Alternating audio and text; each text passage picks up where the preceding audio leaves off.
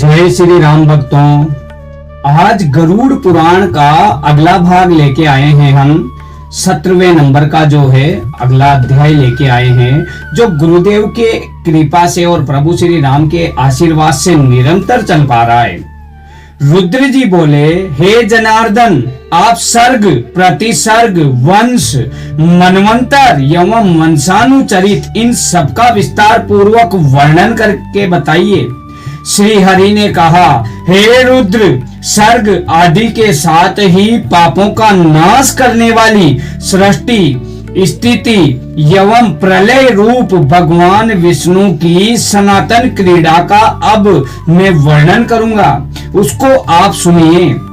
नर नारायण रूप में उपास्य वे वासुदेव प्रकाश स्वरूप परमात्मा पर ब्रह्म और देवादि देव हैं तथा इस जगत की सृष्टि स्थिति एवं प्रलय के कर्ता हैं। यह सब जो कुछ दृश्य और अदृश्य हैं उन भगवान का ही व्यक्त और अव्यक्त स्वरूप हैं। वही पुरुष एवं काल रूप में विद्यमान है। जिस प्रकार बालक क्रीड़ा करता है उसी प्रकार व्यक्त रूप में भगवान विष्णु और अव्यक्त रूप में काल एवं पुरुष निराकार ब्रह्म की क्रीड़ा होती है। उन्हीं लीलाओं को आप भी सुनिए। उन परमात्मा परमेश्वर का आदि और अंत नहीं है। वे ही जगत को धारण करने वाले और अनंत पुरुषोत्तम हैं। उन्हीं परमेश्वर से अव्यक्त की उत्पत्ति होती है और उन्हीं से आत्मा पुरुष भी उत्पन्न होता है। उस अव्यक्त प्रकृति से बुद्धि, बुद्धि से मन, मन से आकाश और आकाश से वायु और वायु से तेज और तेज से जल और जल से पृथ्वी की उत्पत्ति हुई है।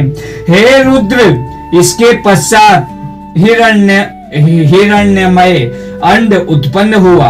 उस अंड में वे प्रभु स्वयं प्रविष्ट होकर जगत की सृष्टि के लिए सर्वप्रथम शरीर धारण करते हैं।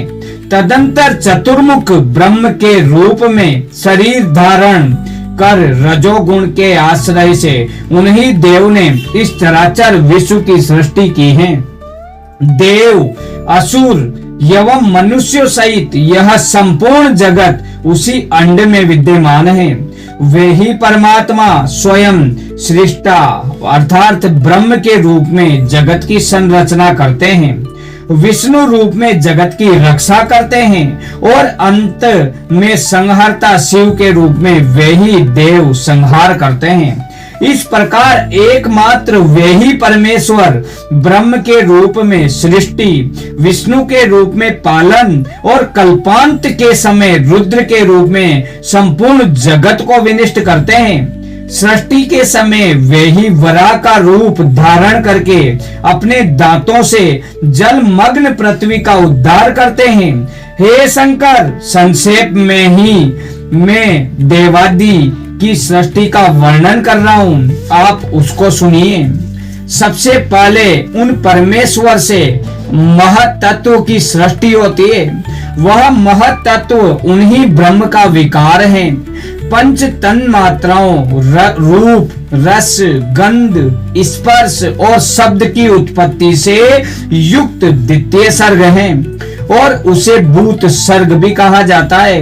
इन पंच तन मात्राओं से पृथ्वी, जल, तेज, वायु और आकाश के रूप में महाभूतों की सृष्टि होती है। और तीसरा वैकारिक सर्ग है। इसमें कर्मेंद्रिय एवं ज्ञानेंद्रिय की सृष्टि आती है, इसलिए इसे ऐन्द्रिक भी कहा जाता है। इसकी उत्पत्ति बुद्धि पूर्वक होती है। यह प्राकृत सर्ग है। चौथा सर्ग मुख्य सर्ग है। पर्वत और वृक्षादि यथावरों को मुख्य माना गया है और पांचवा सर्ग तिर्यक सर्ग माना जाता है। इसमें तिर्यक, श्रोता, पशु, पक्षी आदि आते हैं। इसके पश्चात ऊर्ध्वा स्रोतों की सृष्टि होती है। इस छठे सर्ग को देव सर्ग भी कहा गया है। तदंतर सातवां सर्ग अवार्क स्रोत का होता है, यही मानुष सर्ग है। आठवां अनुग्रह नामक सर्ग है। वह सात्विक और तामसिक गुणों से संयुक्त हैं।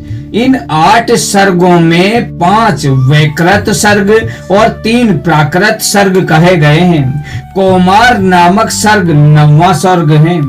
इसमें प्राकृत और वैकृत दोनों सृष्टियां विद्यमान रहती हैं। हे रुद्र, देवों से लेकर यथावर पर्यंत 4 प्रकार की सृष्टि कही गई है। सृष्टि करते समय ब्रह्म से पहले मानस पुत्र उत्पन्न हुए, तदंतर देव, असुर, पितृ और मनुष्य, इस सर्ग चतुष्टय का प्रादुर्भाव हुआ। जय श्री राम।